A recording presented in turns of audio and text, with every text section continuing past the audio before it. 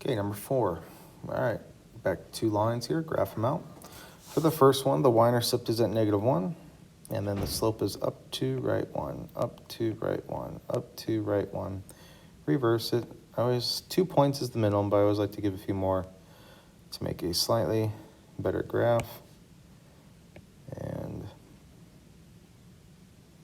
there's our first one. And on the second one, the y-intercept is at 0 at the origin, and then up 2, right 1, see where they intersect. Okay, didn't intersect there. Down 2, left 1, down 2, left 1, down 2. My purple graph is not great. So here's the reason why I'm telling you it's not great. Down 2, right 1, down 2, right 1, down 2. It's because I went down 3. Down 2, right 1, down 2, right 1. There we go. All right, so here's what's going on. My first graph was not stellar because this red line and my first one of the purple are going to be close, but what should happen here is they never intersect. What we end up with is parallel lines. Now, parallel lines, when we have parallel lines here and they don't ever intersect, what we then say for our solution is we have no solution. So if lines don't intersect, we have a no solution. Now, we've talked about parallel before, all right? When we take a look at this slopes here, that should have been a tell for us that we were going to have the same slope, that we were going to have possibly a no solution here. There is another possibility, as we're going to see on part B, where we can get something else besides a no solution when we have the same slope. So let's go do B, and then we'll come back around and talk about A and B together.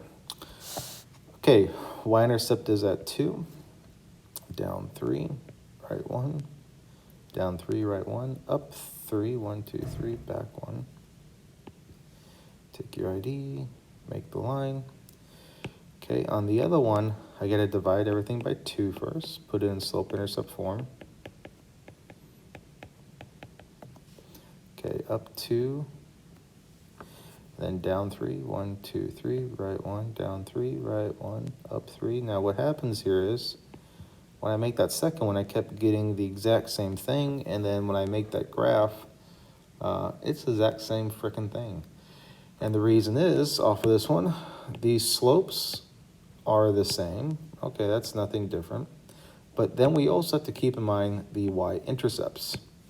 The y-intercepts are the same, so what we end up with is kind of this deja vu feeling where I've just done the same thing now twice.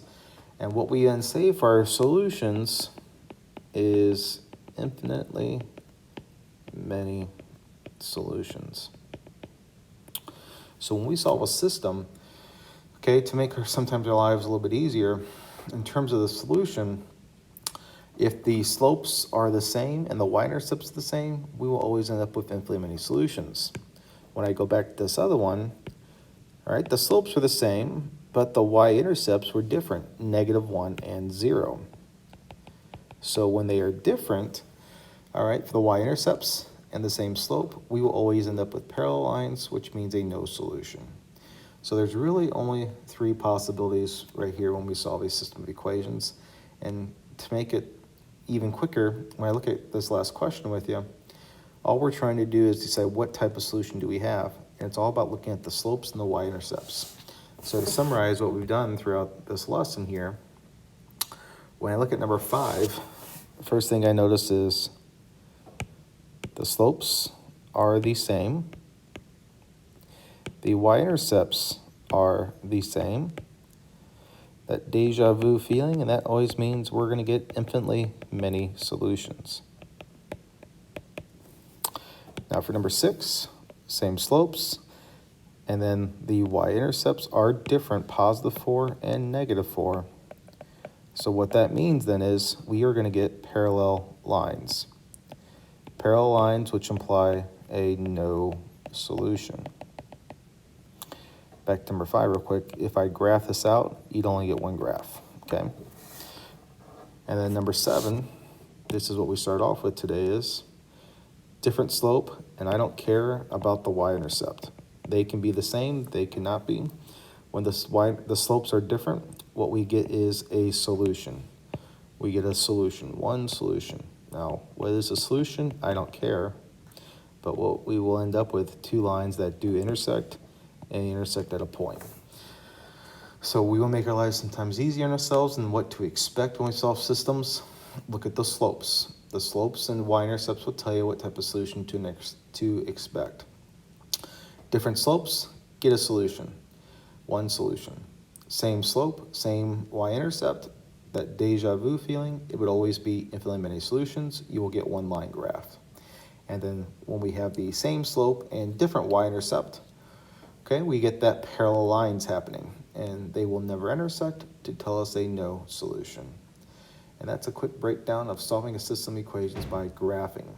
Tomorrow, I'll be back. We'll talk about solving system substitutions by substitution method. And then that should give you a good idea heading into the PSAT, okay?